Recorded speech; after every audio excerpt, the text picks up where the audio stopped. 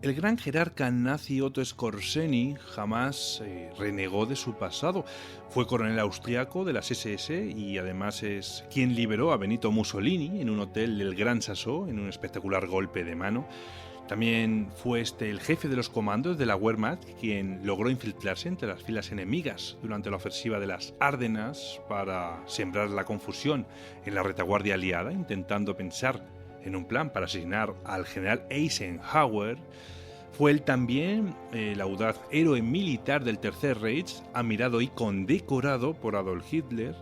Fue él quien estuvo durante 36 horas al mando de la Wehrmacht en 1944, tras el fracaso de la Operación Valkyria.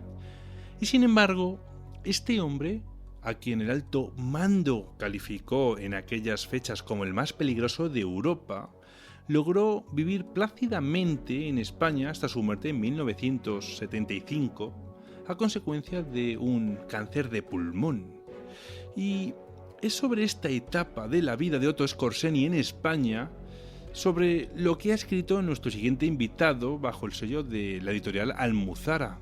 Él es Francisco José Rodríguez de Gaspar y su última obra se llama Otto Skorzeny, el nazi más peligroso en la España de Franco.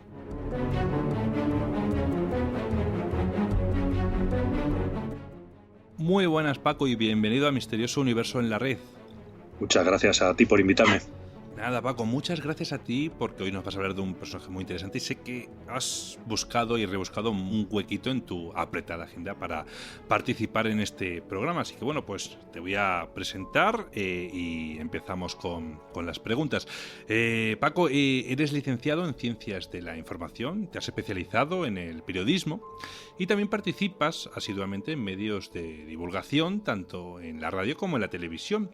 Y la pregunta que os suelo hacer a todos los invitados que tengo el gusto de entrevistar en este programa es por qué habéis escrito sobre el tema del libro, pero en tu caso has escrito sobre un jerarca nazi que ha vivido 1001 aventuras, y creo que la pregunta en este caso sería cómo no has escrito antes sobre Otto Skorzeny con todo el interés que despierta su vida a poco que investigues en ella. Pero en tu caso, aparte de este interés que pudiera despertar en ti, que estoy seguro de que así fue, bueno, pues creo que también fue porque encontraste algo en la vida de Skorzeny que la relaciona con tu ciudad natal. Sí, la verdad es que uno no se levanta por las mañanas y dice voy a escribir de nazis, ¿no? Tiene que haber un desencadenante y en mi caso tiene mucho que ver con mi profesión. Yo soy periodista de un periódico local en Toledo, La Tribuna de Toledo, y entonces, pues, como digo muchas veces, hay veces que cuesta llenar las páginas de un periódico hablando de la actualidad de una ciudad de provincias, ¿no? Y uno se tiene que buscar la fórmula del reportaje. Por suerte, al vivir en una ciudad tan histórica como Toledo y al gustarme tanto la investigación histórica, pues eso para mí es un placer. Y un buen día me topo con esta historia. Yo digo que las grandes historias se encuentran, el que difícilmente se busca, te las encuentras casi por sorpresa, ¿no? Y yo empecé a indagar sobre el personaje, sobre la figura de Otto Skorzeny a raíz de un documento que encuentro en los archivos de la CIA.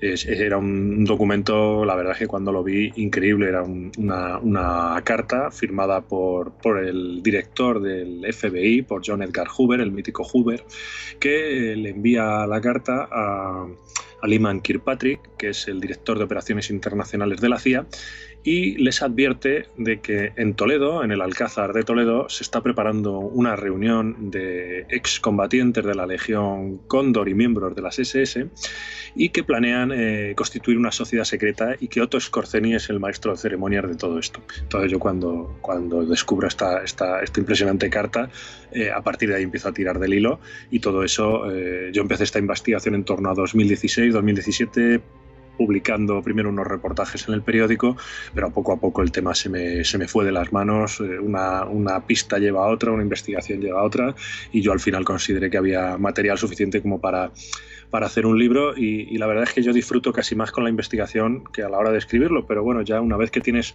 todas las piezas de este puzzle casi juntas, pues dices, pues yo creo que hay que contarlo y tratar de contarlo lo mejor posible. Bueno, pues si te parece, empezamos por la ciudad de Toledo y bueno, ahí hubo un pequeño entramado, una pequeña reunión que giraba todo en torno a algo que llamaban la Legión de Carlos V. ¿Qué era o por qué la llamaban así? Pues efectivamente, esa carta que envía Hoover, el director del FBI, a la CIA, advierte de una reunión que la CIA conocía perfectamente. La conocía porque desde prácticamente antes de la entrada del propio Scorzeni en España, ¿sabes? Quizá para eso debería presentar un poco la figura de Otto Scorzeni para el que no lo conozca, y unas pinceladas muy rápidas. Otto Scorzeni es austriaco, es ingeniero de formación y, como muchos jóvenes austriacos de esa época, pues queda seducido por la idea del nazismo hitleriano, que además es compatriota suyo, también es austriaco, y se alista en las SS. Dentro de la rama de las SS, como ingeniero que era, empieza a destacar en un área muy concreta y lo empiezan a colocar en labores de inteligencia y de contrainteligencia. Y acaba llegando hasta el SD, que es la inteligencia de las SS, y le colocan al frente de una división hasta que logra triunfar en la operación de rescate de Mussolini. Mussolini, cuando las tropas de los americanos empiezan a invadir Italia por el sur, el Gran Consejo Fascista cree que deponiendo a Mussolini pueden llegar a un acuerdo con los americanos y con los aliados, y efectivamente le detienen. Y le tienen oculto, van cambiando su ubicación cada día. Entonces Hitler, que necesita ralentizar al máximo el avance de los aliados por el sur, decide invertir esfuerzo en descubrir dónde tienen oculto a Mussolini y mandar un comando para intentar liberarlo. Y entonces a Otto Scorzeni le encomiendan la labor de encontrar el sitio exacto donde tenían a Mussolini. Y Scorzeni, que era, como digo, un tipo bastante hábil en sus labores de inteligencia y que domina 6 idiomas, entre ellos el italiano, acaba enterándose de una posible ubicación, que es el Hotel de Gran Sasso. Luego la operación de rescate la elaboran otros miembros del ejército de la Wehrmacht, de la alemana. Pero Otto Scorzeni pide estar ahí presente en el rescate, y el mando de la operación no ve inconveniente y le dejan un hueco en uno de los aeroplanos, con tal suerte que cuando se produce la llegada a la cumbre de la montaña, la hacen acompañado de un militar italiano. Hay confusión, no se dispara ni un tiro, y Otto Scorzeni va como una moto, sabe dónde buscar, llega a la puerta de la habitación donde está Mussolini, pega una patada en la puerta y le libera, y dice: me manda Hitler. Y entonces se encarga también de devolverlo a Berlín. ¿Y qué hace el régimen nazi? Pues es un miembro de las SS, es un tipo de 1,93 m, enorme, ario, y lo presenta como el liberador de Mussolini. Y entonces a partir de ahí se empieza a construir toda la leyenda de Otto Scorzeni como jefe de comandos, ¿no?, de operaciones especiales. ¿Por qué?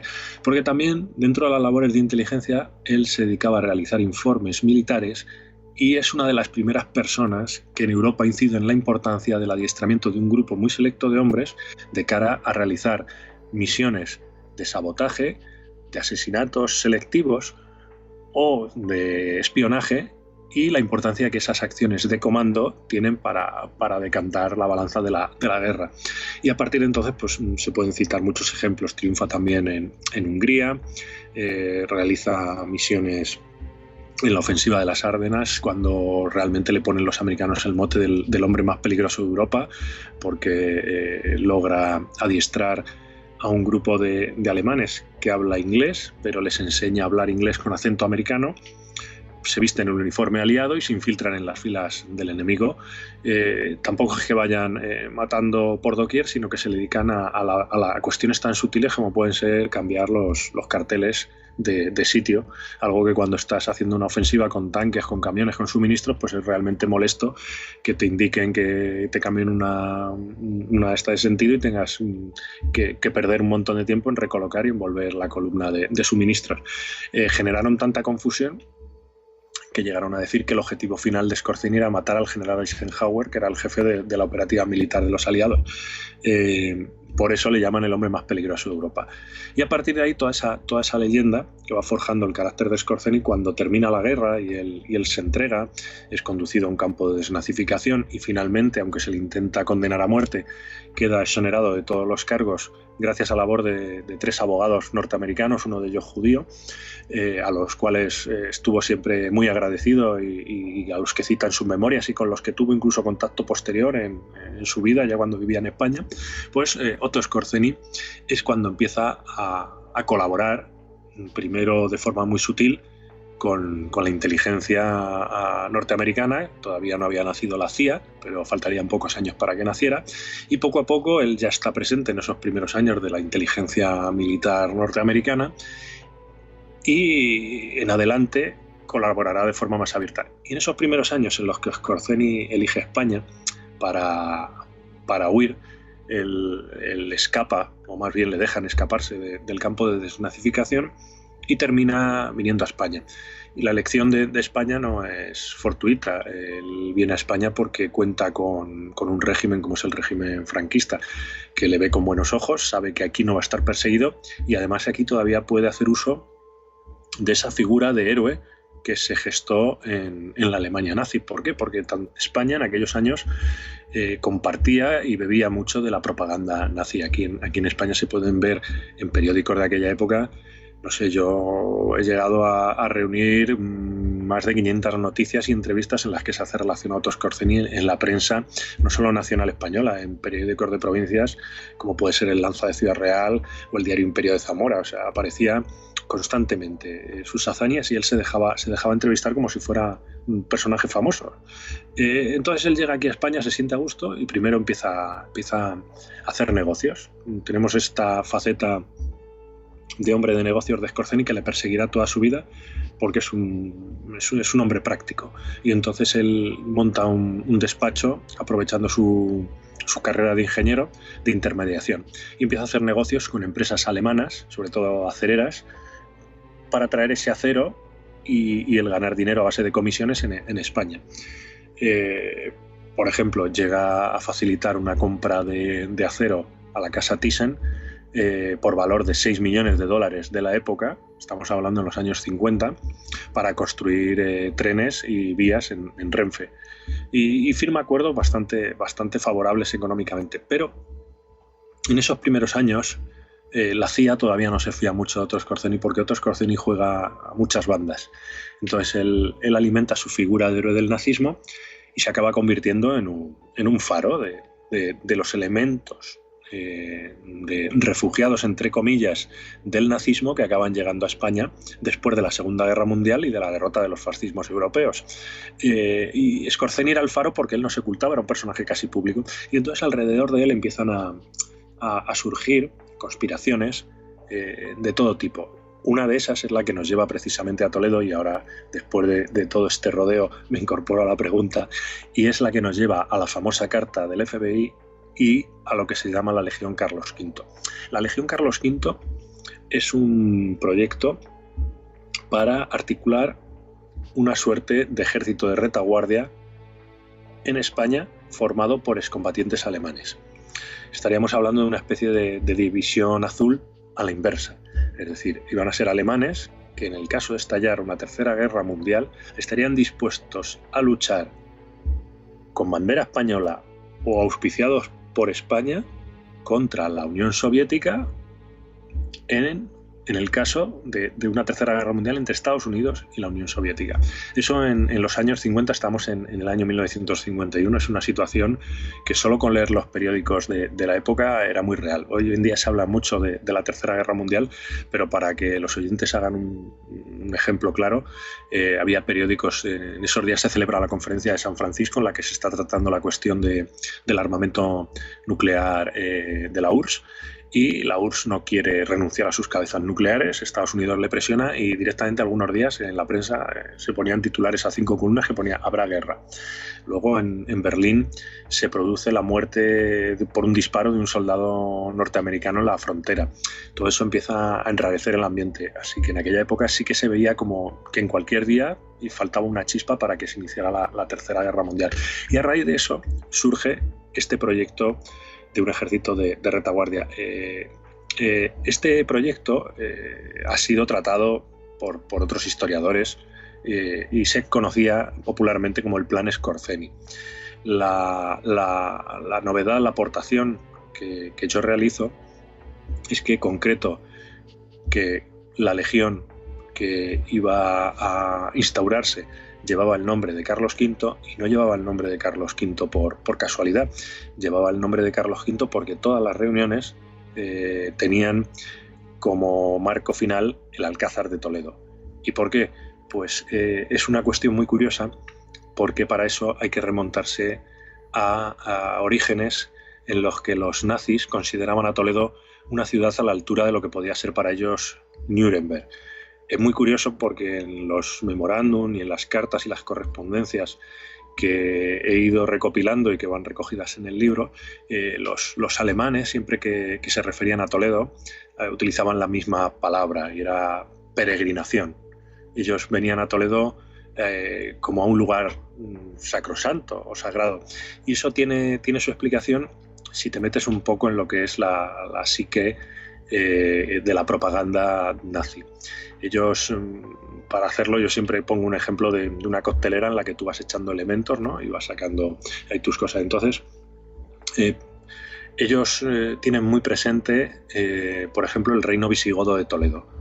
¿Por qué? Porque los visigodos son un pueblo ario, son un pueblo bárbaro, de ascendencia germánica, que después de conquistar y saquear toda Europa, se establecen en Toledo. Podían haberse colocado en cualquier sitio de lo que hoy es Francia, Alemania, incluso Italia, pero eligen la península ibérica y concretamente la ciudad de Toledo frente a otras ubicaciones que a lo mejor los romanos potenciaban más, como pudo ser Mérida, Tarraco o Córdoba, incluso Hispalis, Sevilla.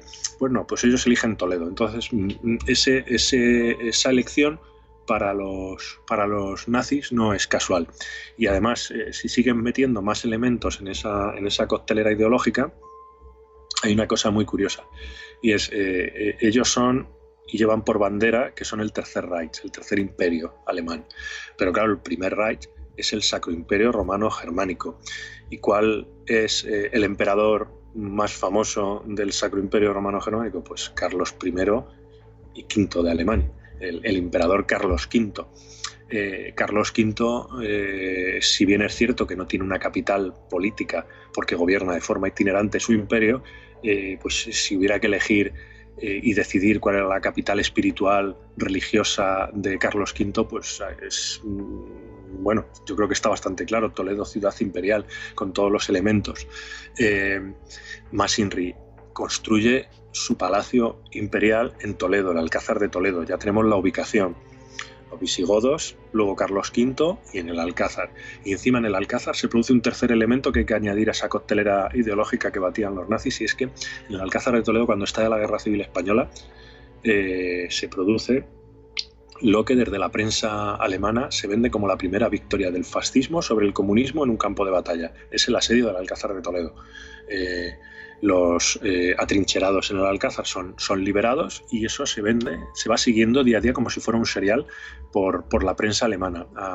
En el diario oficial de las SS, que se llama la Escuadra Negra, que era un periódico que tenía una tirada cercana al 1.000.000 de ejemplares diario, se van contando los episodios con todo tipo de adjetivos, de heroica gesta, por lo cual tanto la liberación del Alcázar, que fue aprovechada por el régimen franquista como un golpe propagandístico para ensalzar sobre todo a Franco como líder del bando sublevado, pues en Alemania también se vende mucho como una victoria de las que son partícipes, y lo justifican por eso mismo, porque para ellos no ocurre en un lugar casual.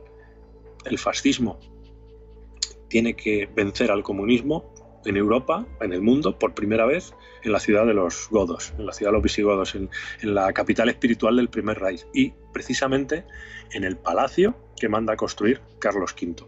Y es por eso que desde que se produce ese momento, todos los años, hasta el año 43, en el Alcázar de Toledo se celebra una visita obligada. Todo alemán que viene a España con cierto cargo tiene que hacer parada obligatoria en el Alcázar. Van a poner flores a la Cruz de los Caídos. Y es más, las juventudes hitlerianas tenían, y el partido nazi en España tenía obligado una vez al año acudir a Toledo a celebrar un acto de homenaje, recordando todos estos elementos que acabo de poner yo encima de la mesa. Y entonces, por eso, Otto Skorzeny decide que a la Legión, que va a ser una especie de división azul a la inversa, la mejor denominación que se le puede poner es la vinculación de lo alemán y lo español, Carlos V, y por eso eligen Legión Carlos V. Pero es más, la reunión la celebran en el patio del Alcázar, donde hay una escultura que se conoce como, tiene el nombre de Carlos V derrotando al furor. Esa escultura se encarga en el siglo XVI por el propio emperador. Se representa a sí mismo con armadura, derrotando al enemigo mitológico griego del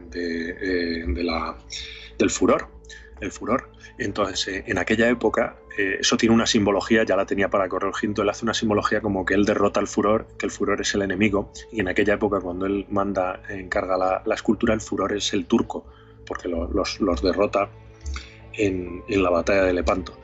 Pero años más tarde, ¿qué hace Otto Skorzeny y sus amigos? Utiliza ese elemento y entonces ellos preparan una reunión en Toledo el 27 de septiembre de 1951 para crear un ejército de excombatientes de las SS que va a llevar por nombre la Legión Carlos V, y hacen el juramento en el mismo patio, en la escultura.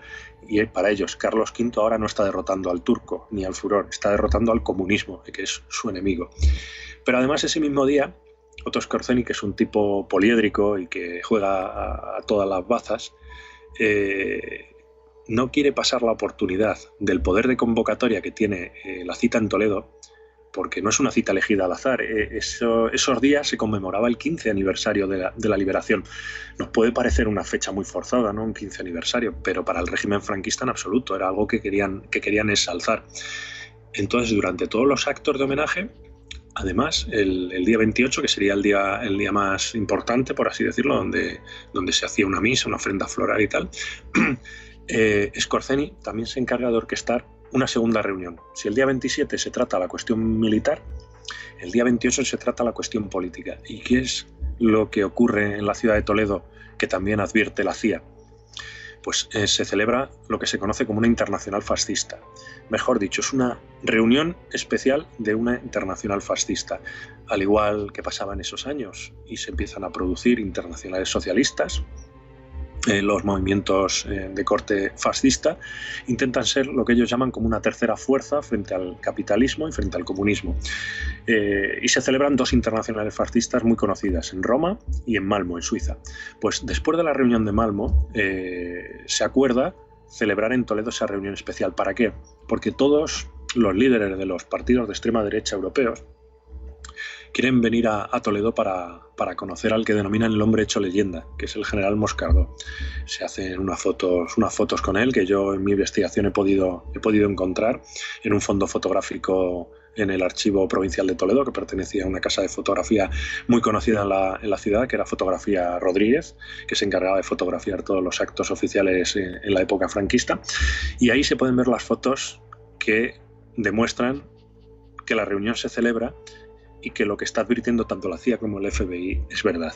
En esa foto yo en el libro identifico sin ningún margen de duda a varias personas muy importantes en aquella época. Uno es Perendegal.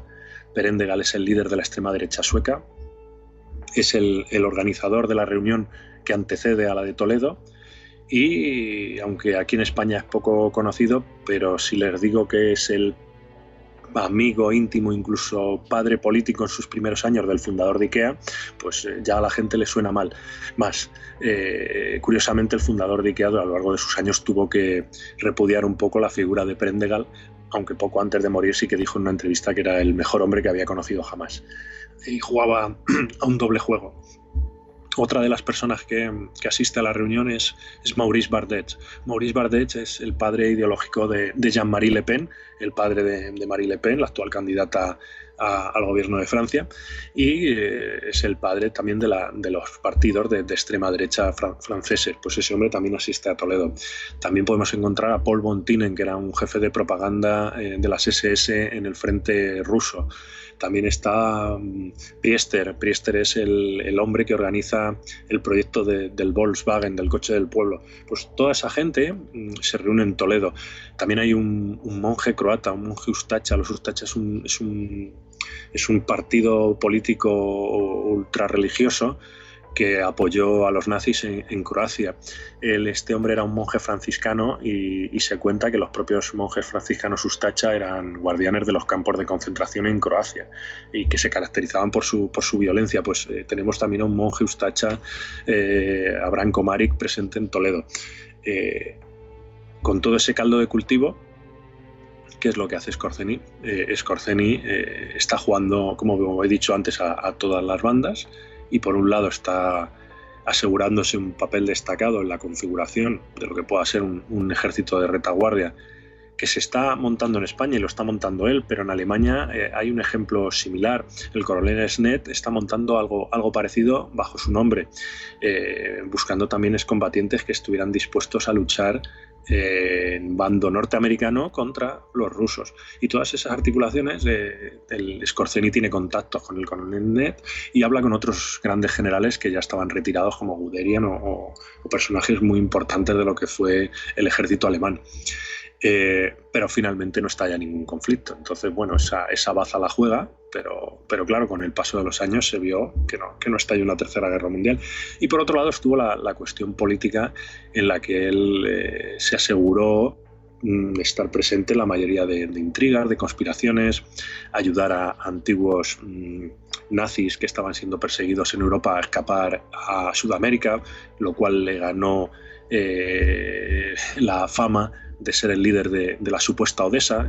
Para mí personalmente Odessa nunca existió, y es un nombre muy cinematográfico de una organización clandestina, ¿no?, para llevar nazis a Sudamérica. Pero es que no hace falta que exista Odessa, porque existieron otras muchas organizaciones que sí que fueron perfectamente reales y en las que Skorzeny participaba, están muy documentadas y se dedicaban precisamente a eso. Mira, te puedo citar dos: una es La Araña y la otra es La Hermandad. Ambas asociaciones, que eran asociaciones de excombatientes de las SS, se encargaban precisamente de ayudar a sus camaradas a escapar de Europa con dirección a Sudamérica.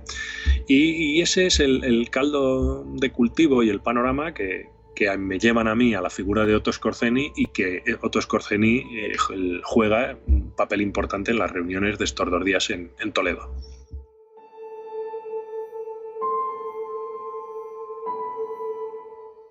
Paco, tu libro se titula Otto Skorzeny, el nazi más peligroso de la España de Franco.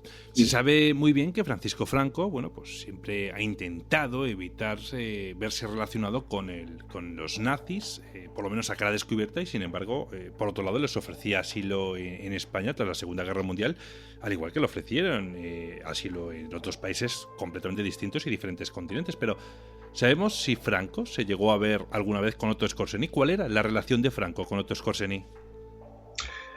Franco seguía a Otto Skorzeny, seguía sus pasos. Hay varias cartas en la Fundación Francisco Franco que demuestran que él estaba interesado en lo que hacía Otto Skorzeny, pero nunca, o yo por lo menos no lo he encontrado, ni hay constancia en prensa, ni en ningún otro lado, ni fotografía, ni comentario, nunca llegaron a coincidir personalmente. No se produce el saludo.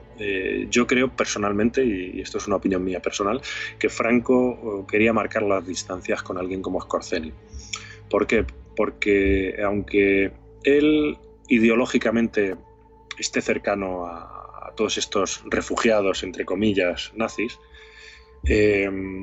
no quiere enfadar a sus nuevos amigos. Franco viró en plena Segunda Guerra Mundial, era muy pro-alemán, y cuando se da cuenta de que Alemania va a perder la guerra, empieza a llevarse muy bien con los americanos, y de hecho pues acaba haciendo muchos negocios con los americanos y les permite construir 4 bases militares que existen hasta hoy en día en nuestro país. Y ese viraje de las políticas internacionales de Franco es lo que le hace, primero, por un lado, permitir que Skorzeny viva en España por su pasado, porque es católico y también hay un componente religioso que Franco tiene muy común. Es muy curioso que la mayoría de estos refugiados nazis que vienen a España son católicos. Y aquí se sienten seguros porque saben que Franco también es católico y no va digamos, a venderles, ¿no?, al enemigo. Y Franco en ningún momento coincide con Skorzeny.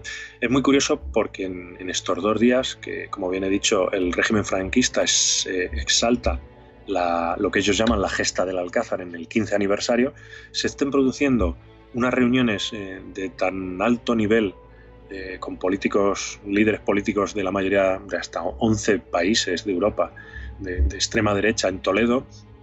Y por ejemplo, para la reunión de la Legión Carlos V hay una historiadora alemana que en su tesis doctoral apunta un dato, y es que en la frontera francesa se detuvieron a 600 personas que acudían de Hamburgo a la reunión en Toledo, ¿sabes?, bajo la convocatoria de Otto Skorzeny. O sea, sí que había un gran poder de convocatoria. Y entonces es muy curioso que durante esos días que todo se está gestando en Toledo y que hay mucho movimiento, que está vigilando la CIA, el FBI, pero también hay relaciones al MI6 británico, a los servicios secretos franceses.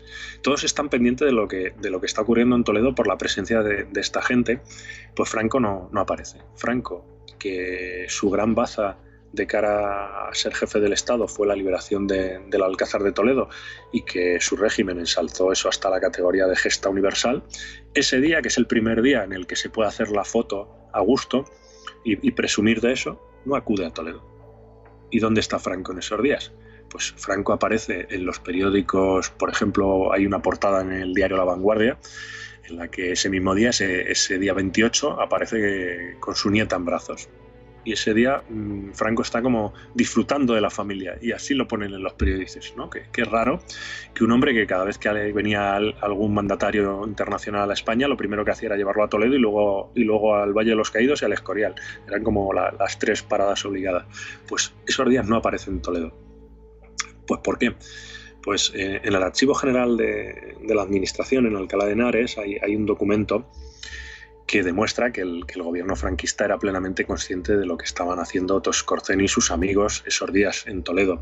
Ellos hablan de que Skorzeny está reuniendo militares, científicos e ingenieros, y está preparando algo que ellos denominan con un nombre en clave que para muchos historiadores pasó desapercibido, pero que para mí fue revelatorio, por así decirlo, porque ellos lo llamaban Cuestión Alcázar a toda esa operación. Entonces, ¿por qué la llamaban Cuestión Alcázar? No era un nombre al azar, como Alcázar en aquellos años se ponía a muchas cosas para recordar la gesta del Alcázar, pero precisamente lo llamaban Cuestión Alcázar porque se celebraba en el Alcázar de Toledo. Todas esas conspiraciones del propio Skorzeny. Y Franco, que lo sabe, y que sabe que todas las vistas de los servicios secretos, todos los ojos de los servicios secretos internacionales están puestos ese día en Toledo, decide no acudir.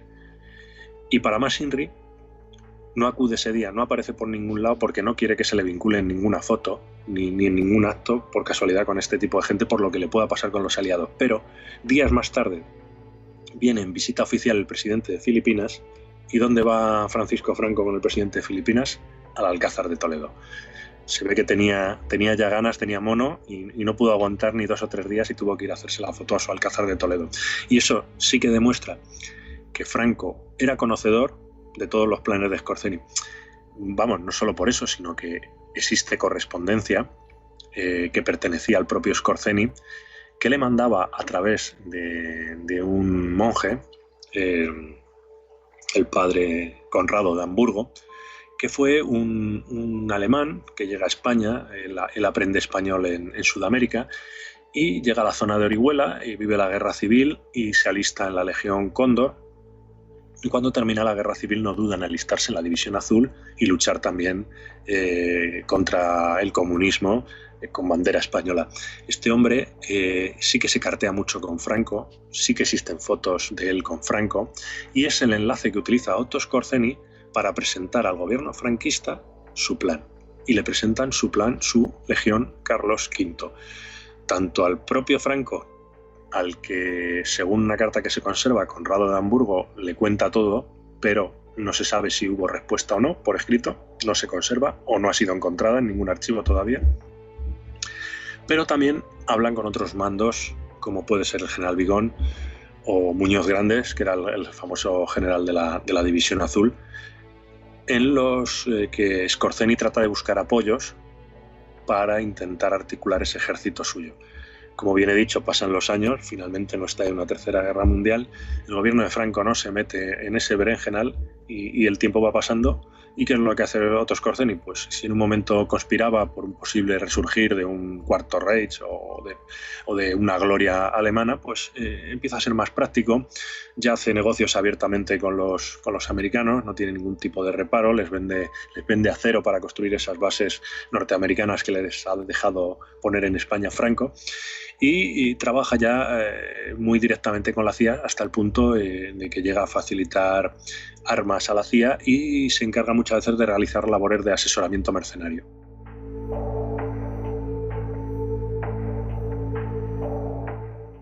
El personaje de Otto Skorzeny, al igual que imagino que otros jerarcas nazis, bueno, pues fue perseguido por sus crímenes de guerra, pero lo que no entiendo es cómo consiguió zafarse de esa pena de muerte que otros compañeros suyos no fueron capaces, y sobre todo cómo consiguió convencer al Mossad para que no le ejecutaran. Pues mira, es sencillo. Cuando Otto Skorzeny se sienta ante un tribunal y los cargos que incluyen es la pena capital, a él le piden la pena de muerte. Principalmente se sustenta en el hecho de que le acusan de matar soldados sin realizar un juicio de guerra, y le acusan de estar detrás del intento de asesinato de Eisenhower. Esas eran las principales bazas que tenían los norteamericanos para ejecutar a Skorzeny. Pero, como bien he dicho antes, él cuenta con 3 abogados norteamericanos y realizan una defensa perfecta, como si estuviera casi preparado, ¿no? Y ahí lo dejo, yo no sé eso, pero la verdad es que estaba todo muy, muy, muy cerradito. Y bueno, al igual que los norteamericanos se sirvieron de gentes como Von Braun para luego montar sus proyectos espaciales y tal, pues también se sirvieron de gente como Skorzeny para montar su inteligencia militar. Pero bueno, volvamos al caso del juicio. Y cuando llega el momento del juicio y presentan estas acusaciones, realmente no tienen nada donde sustentarse. Skorzeny pide que se demuestre que él tiene las manos manchadas de sangre. Él dice que él no ejecuta a nadie, que presenten un solo testimonio en el que alguien diga que ha visto a Otto Skorzeny ajusticiar a algún prisionero de guerra sin un juicio justo. Y la otra cuestión, tampoco se logra demostrar que esté detrás del asesinato de Eisenhower, no hay pruebas plausibles. Y la otra acusación, y esta ya sí que tenía mala escapatoria, es que utilizar el uniforme enemigo en tiempos de guerra es un delito capital. Y entonces, efectivamente, ahí Skorzeny no puede escapar. Pero, ¿cómo logran sus abogados redimirle? Pues presentan un testimonio a la inversa. Logran traer a la sala a lo que sería el homólogo de Otto Skorzeny en el ejército británico, ¿vale? Y este hombre confiesa ante la cámara que realmente los británicos han hecho lo mismo, incluso los americanos, y que muchas veces en la guerra pues tienes que utilizar el uniforme del enemigo para hacer labores de infiltración, y que muchas veces pues no puedes dejar atrás prisioneros y deben ser ejecutados. Y lo cuenta así con total crueldad, como es la guerra, por otro lado. Y entonces finalmente Otto Skorzeny es exonerado de todos los cargos de pena máxima, pero como es miembro de las SS, tiene que ir obligatoriamente a un campo de desnazificación. Desnazificación, esta palabra que se ha puesto tan tristemente de moda ahora con la guerra en Ucrania, pues esto ya se crea en esos años del final de la Segunda Guerra Mundial. ¿Qué era un campo de desnazificación? Pues un campo de desnazificación era un lugar donde tenían que ir los más radicales, especialmente los miembros de las SS. Hay que incidir en que los miembros de las SS no juraban lealtad a Alemania, juraban lealtad a Adolf Hitler. Y entonces se veía como sospechoso que un miembro de las SS no fuera instruido o vigilado para ver qué grado de fanatismo tenía. Si un miembro de las SS no pasaba por un campo de desnazificación, en la Alemania de aquella época ya poco más que podría optar a ser un paria. Laboralmente no iba a tener posibilidad de incorporarse a ningún trabajo que fuera peón de albañil. Entonces, muchos miembros de las SS que bien por fanatismo, bien por interés o bien por pura moda, ¿no? En esa Alemania que apoyó masivamente a Hitler, pues tuvieron que pasar por campos de desnazificación. Y Otto Skorzeny sí ingresa en el campo de desnazificación, pero escapa, o le ayudan o le dejan escapar, y realmente nunca es desnazificado en toda su vida y se comporta siempre como un nazi redento. Sí que rehúye el tema del Holocausto. Él siempre dice que él no se metió en esas cuestiones de tipo racial, y eso le sirve años más tarde para, después de hacer muchos negocios y muchos acuerdos con la CIA, que se le abran las puertas del Mossad. A lo largo de los años siempre se ha especulado si eso era una leyenda negra, si eso era verdad, si eso no. Hay muchas fuentes, pero yo destacaría especialmente una que se puede ver hoy en día en un documental que está en Netflix. Es un testimonio del año 2017 que hace Rafi Eitan. Rafi Eitan es el director de operaciones especiales del Mossad entre los años 50 a finales de los 60, 70. Este hombre cuenta a cámara, efectivamente, que reclutó a Otto Skorzeny para trabajar con el Mossad. Bueno, él cuando hace estas declaraciones, Otto Skorzeny ya está muerto y a lo mejor pues puede presumir y dice lo recluté con la condición de no matarle. En las órbitas de Otto Skorzeny, aunque él en vida nunca se llegó a pronunciar en esto, su viuda, al morir, contaba una historia, y es que una noche se presentó en su casa Simon Wiesenthal, que era el famoso cazador de nazis austriaco. Este hombre va a casa de Skorzeny y Skorzeny le recibe encañonándole con una escopeta. Hablan, esto lo contaba la viuda, hablan durante horas y al final Otto Skorzeny le cuenta que él ha sido un soldado, que él ha luchado con honor y que jamás ha tenido ningún problema contra los judíos. Le cuenta que su abogado en el juicio era judío y que él no tiene ningún problema de tipo racial. Y finalmente, pues Simon Wiesenthal parece contentarse con la explicación y se va. Y así logra que le dejen en paz a un nazi que sale en los periódicos y en las teles y que los judíos no dan caza cuando en todo el mundo pues están produciendo juicios, incluso secuestros como el de Eichmann en Argentina para ser juzgado en Jerusalén y condenado a muerte. Pues en todo ese ambiente Otto Skorzeny se libra de la persecución a la inversa de los judíos. ¿Por qué? Porque trabaja con ellos y empieza a forjar esa relación en lo que se conoce como la Operación Espada de Damocles. La Operación Espada de Damocles es cuando Otto Skorzeny empieza a trabajar con la CIA. Él descubre y es pionero en un mundo que hoy en día sí que se usa mucho, que es el de los contratistas de guerra, empresas privadas como empresas de seguridad que realizan labores en escenarios de batalla. Y él acaba siendo contratado en los años 60 por el general Nasser en Egipto. Y le facilita, como ya le facilitó al gobierno de España, su primer caza de combate.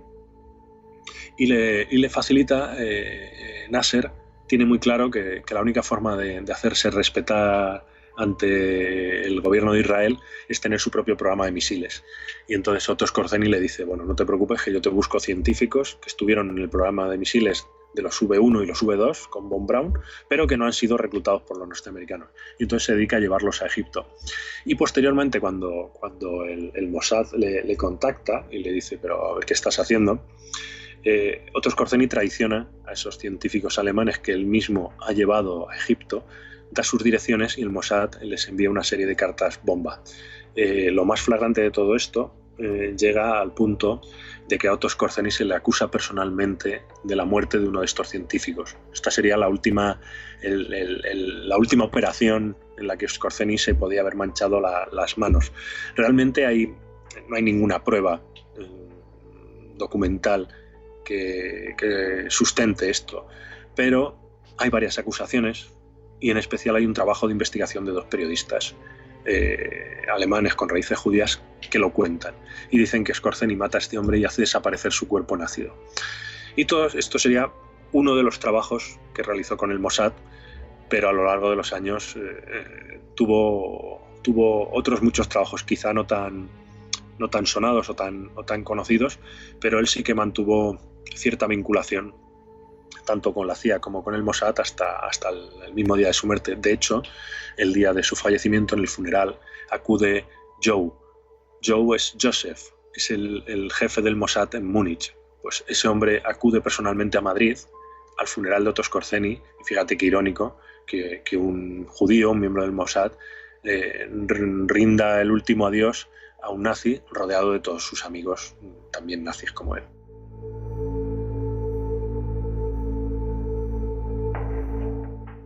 Y para ir terminando, que tampoco queremos que desgranes mucho más del libro, la verdad, porque nos has contado muchísimos datos y aunque parezca increíble, queridos amigos, todo lo que nos ha contado es una pequeña parte de lo que vais a poder encontrar en este gran libro que ha escrito nuestro invitado. Bueno, pues me gustaría que, que nos hablases del motivo o por qué le conocían como bajo el seudónimo de Cara Cortada a Otto Skorzeny. Pues le llamaban Scarface, cara cortada, también se lo ponen los norteamericanos, por las enormes cicatrices que tenía en su mejilla, en una de ellas. ¿De dónde proceden estas cicatrices? Pues estas cicatrices vienen de sus años de universitario en Viena. Él pertenece a una hermandad de herederos de las hermandades de caballería, ¿no? Una hermandad universitaria. Y el rito iniciático para pertenecer a esa hermandad es un duelo con sable a cara descubierta. Y el objetivo del duelo es marcar la cara del rival. Pero no solo eso, el que te marque el rival también es motivo de orgullo y demuestra tu virilidad, tu honorabilidad, tu caballería. Otto Skorzeny, a raíz del tamaño de sus cicatrices, estaba situado en un punto muy alto de ese escalafón de lo que podría ser, hoy a lo mejor en día lo llamaríamos una banda, ¿no? Juvenil, ¿no? Estas bandas que tienen ritos de iniciación, pues a ojos vista de un Otto Skorzeny universitario, en una hermandad en la que se creen, más que delincuentes, como pueda ser hoy en día, herederos de las órdenes de caballería, marcarse la cara es sinónimo de orgullo y lucir las cicatrices demuestra lo caballero, lo honorable y el valor y la capacidad de sacrificio que tengas. Todo eso, Otto Skorzeny lo metía dentro de su paquete de figura para ensalzar más su leyenda. Otto Skorzeny, el nazi más peligroso de la España de Franco, de la editorial Almuzara, es del libro que nos ha hablado hoy nuestro invitado.